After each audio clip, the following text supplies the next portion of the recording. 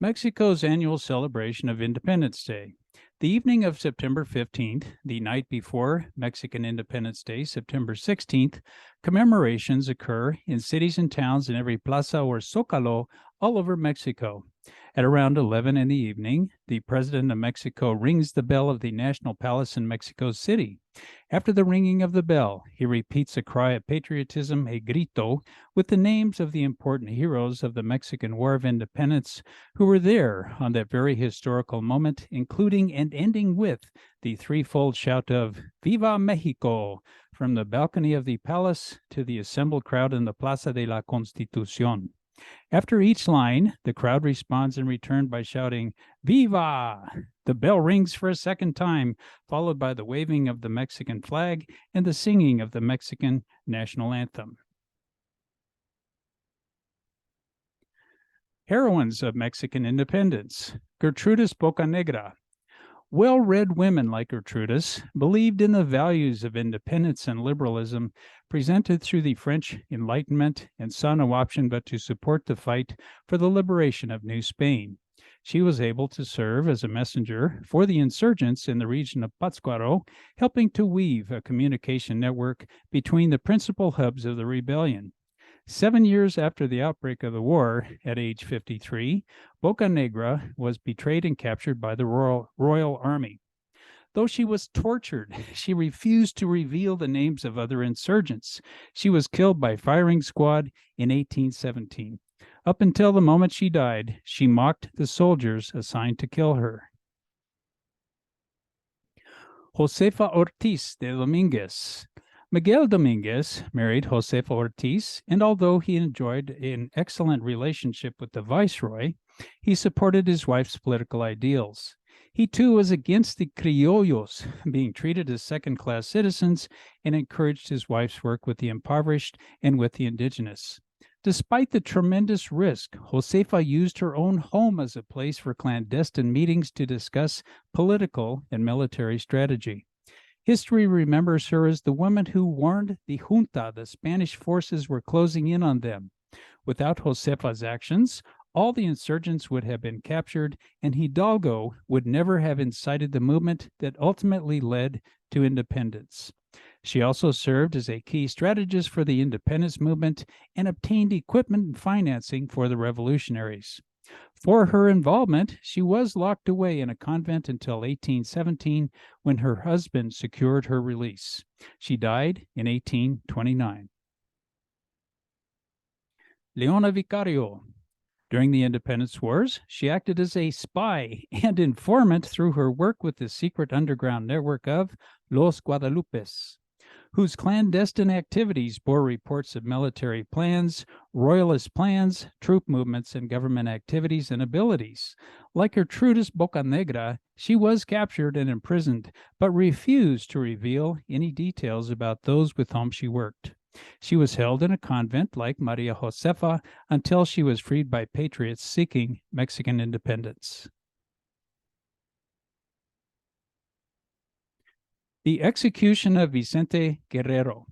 This black man was a hero of the War for Independence and became Mexico's second president in 1829. Yet in 1830, he was forced out of office and in 1831 executed. But why? An explanation is furnished by Jan Bezant, professor of history at the Colegio de Mexico, one that paints an unpleasant picture of racism and class prejudice. Writes Bezant, the clue is provided by Zavala. Zavala was an important liberal figure in Mexico who noted that Guerrero was of mixed blood and that the opposition to his presidency came from elites. These people feared racial and social subversion. Despite his revolutionary past, the wealthy Creole Bravo, who was an important conservative figure in Mexico, belonged to this gentleman's club, as did Zavala, even with his radicalism. Guerrero's execution was perhaps a warning to men considered as socially and ethnically inferior not to dare to dream of becoming president. Santa Anna and chewing gum. During his forced retirement in Staten Island in 1866, Santa Anna imported a chewy, rubber-like substance harvested from Mexican sapodilla trees, chicle. When Santa Anna's personal secretary and interpreter showed the material to friend Thomas Adams, the amateur inventor was intrigued and thought he could use it to produce a rubber substitute. With the help of Santa Anna, who hoped the experiments would result in a windfall that could finance a return to power, Adams spent $30,000 in an unsuccessful attempt to vulcanize the chicle. While that venture failed, however, Adams successfully added flavorings and sweeteners to the plant to create rubber chewing gum. The chewing gum company, started by Adams, would become one of the largest in the country, rivaled only by that of William Wrigley Jr. and the developer of Chiclets. The Mexican-American War and the St. Patrick's Battalion. The Mexican-American War, 1846 to 48, saw a phenomenon that is nearly unique in the history of war: soldiers from the winning side deserting and joining the enemy. Thousands of Irish immigrants joined the U.S. Army in the 1840s, looking for a new life and a way to settle in the USA. These men were sent to fight in Mexico, where many deserted because of harsh conditions, lack of Catholic services, and blatant anti-Irish discrimination in the ranks. Meanwhile, Irish deserter John Riley had founded the St. Patrick's Battalion, a Mexican artillery unit comprised mostly, but not completely, of Irish Catholic deserters from the U.S. Army. The St. Patrick's Battalion fought with great distinction for the Mexicans, who today revere them as heroes. The St. Patricks were mostly killed or captured at the Battle of Churubusco. Most of those captured were later hung for desertion. El Degüello. The Degüello is a bugle call, notable in the U.S. for its use as a march by Mexican Army buglers during the 1836 siege and Battle of the Alamo to signal that the defenders of the garrison would receive no quarter by the attacking Mexican Army under General Antonio López de Santa Anna. Degüello is a Spanish noun from the verb degollar, to describe the action of throat cutting. More figuratively, it means give no quarter. It signifies the act of beheading or throat cutting, and in Spanish history became associated with the battle music, which in different versions meant complete destruction of the enemy without mercy. Mexican's national anthem.